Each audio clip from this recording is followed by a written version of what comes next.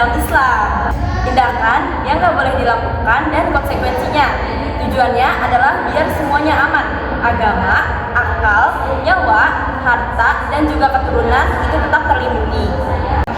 Oke, terus ada jenisnya apa saja? Nah, jenisnya itu ada 4 nih. Yang pertama itu hudud, yang kedua kisos, yang ketiga diyat, dan yang terakhir itu takzir. Jelasin dong satu-satu tapi singkat saja ya. Sip. Nah, yang pertama itu adalah hudud. Nah, ini tuh hukuman yang disebut di Al-Quran dan hadis. Contohnya itu kayak kasus pencurian dan kasus zina. Misalnya di beberapa teks klasik itu nyebutin hukuman potong tangan untuk orang yang mencuri. Tapi penerapannya itu nggak gampang. Harus ada bukti dan syarat yang super ketat.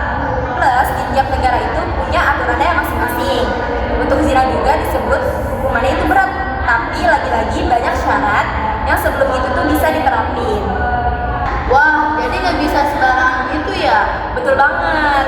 Nah, kita lanjut yang kedua. Yang kedua itu adalah kisos. Prinsipnya ini adalah setimpal. Nah, misal ada pembunuhan. Nah, keluarga korban itu bisa minta kisos atau balasan setimpal atau memilih memaafkan.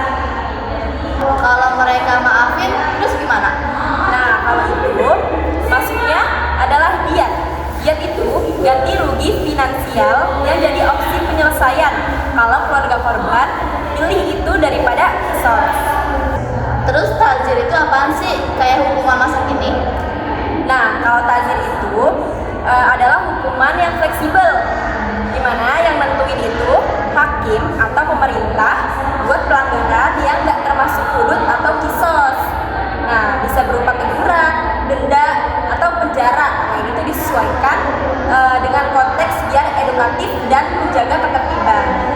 Jadi intinya hukum Islam itu bukan cuma ngebales ya, tapi ngejaga juga. Persis. Prinsipnya itu adalah keadilan dan perlindungan sosial. Dan yang penting itu syarat pembuktiannya itu ketat supaya hukuman berat enggak diputuskan sembarangan kayak gitu. Oke, mantap. Buat yang penasaran, aku mau bahas kasus nyatanya nih. Boleh tuh. Oke, aku kasih contoh kasus ketahuan maling di sebuah toko kecil. Di dalam fikih jinayat, pencurian termasuk pelanggaran yang masuk kategori hudud. Dalam teks klasik ada yang menyebut hukuman potong tangan. Tapi penting dicatat, sebelum hukuman berat itu bisa diterapin, ada banyak syarat yang harus dipenuhi. Misalnya, yang dicuri punya nilai tertentu, tindakan itu bukan karena kebutuhan mendesak, pelaku nggak lagi dipaksa, dan harus ada bukti kuat atau saksi atau pengakuan yang sah. Di praktik modern, banyak negara dan hukum pendekatan lain seperti hukuman takzir atau denda, penjara, atau rehabilitasi. Kalau syarat hudud nggak lengkap. Intinya, kasus pencurian sering diselesaikan lewat proses pengadilan yang teliti, bukan langsung hukuman yang ekstrim. Oh gitu ya, penerapan hukumnya. Nah, oke teman-teman, gimana nih? Udah pada ngerti belum soal penjelasannya? Ngerti dong? Oke, mungkin sekian saja ya.